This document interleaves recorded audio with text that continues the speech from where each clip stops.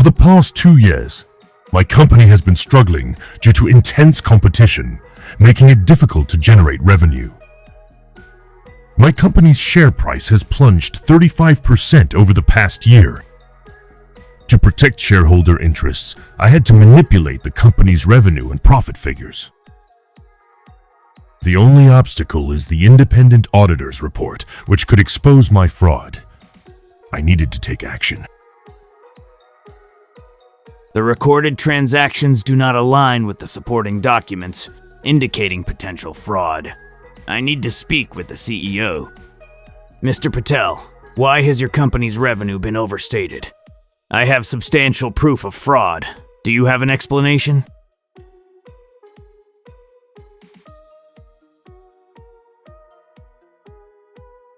Mr. Auditor, watch your tone. I have a reputation to uphold.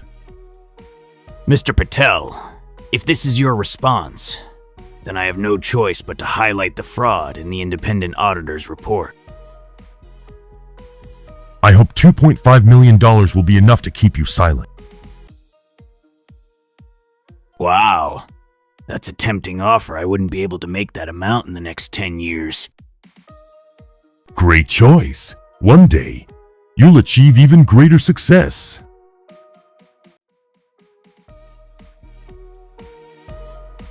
An auditor is responsible for providing an opinion on a company's financial reports and internal controls. However, if an independent auditor is involved in corporate fraud, are there any tools available to detect their misconduct?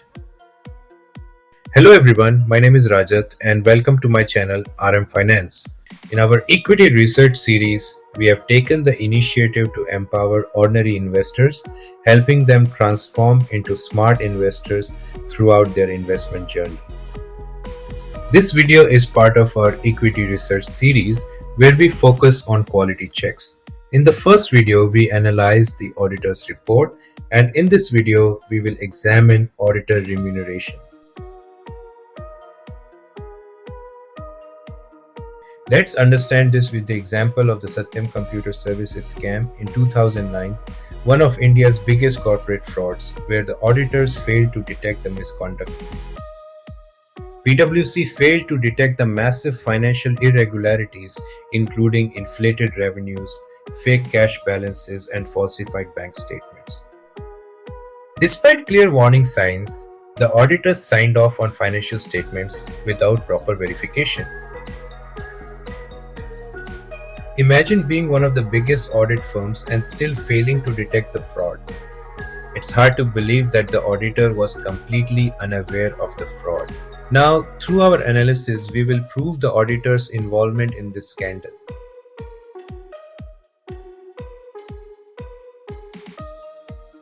Let's go to the 2008 and 9 fiscal year annual report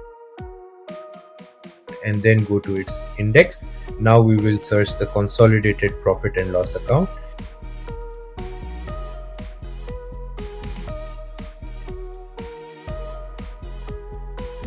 Auditor's remuneration and fees will be included in the administration or operating expenses notes. Let's go to its notes.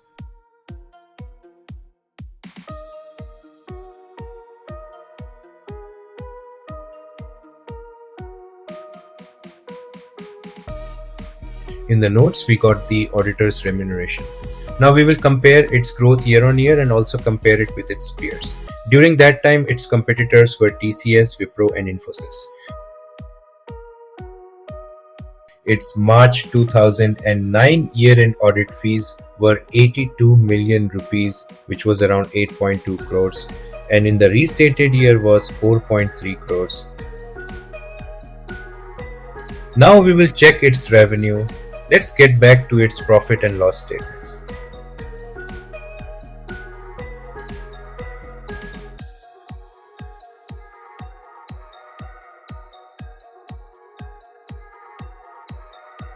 All the values are given in millions.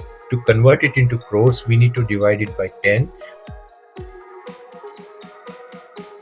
If we compare its revenue year on year, we hardly see any significant growth, possibly due to the 2008 Lehman Brothers crisis. Analyzing data with the naked eye is challenging. So let's compile all the useful information in Excel for a detailed investigation.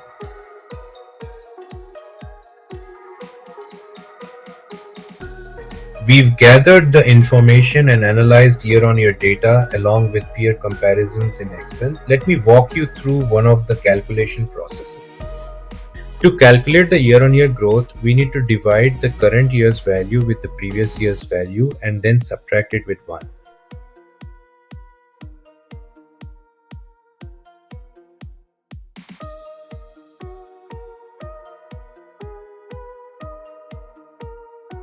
To calculate the audit remuneration margin, we need to divide audit fees by total revenue.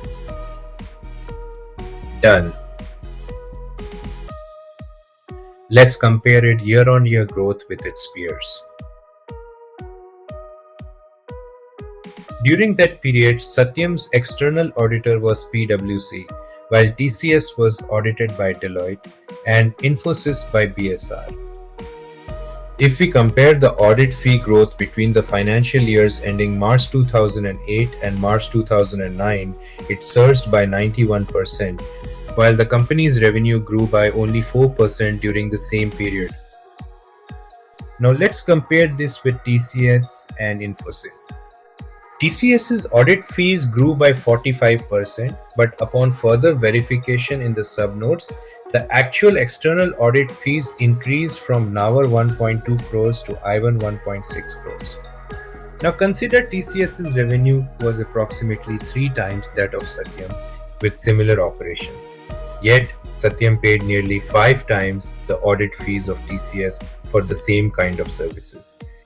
These figures may seem small in comparison to overall revenue, but they certainly warrant deeper analysis.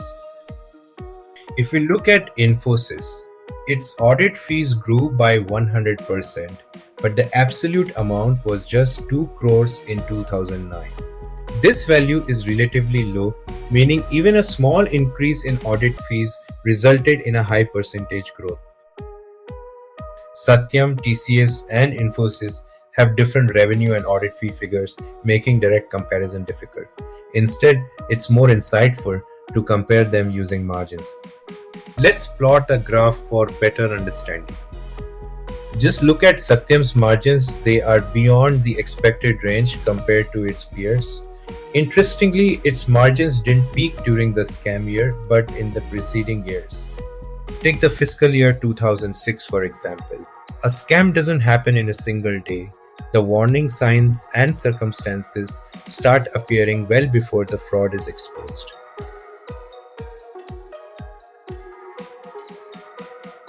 Must say, this is my country. I want to work 70 hours a week. This is exactly what Germans and Japanese did after. Rather than listening to bullshit, it is crucial to question companies about their operations and discrepancies in general meetings. In a country like India, financial literacy is essential.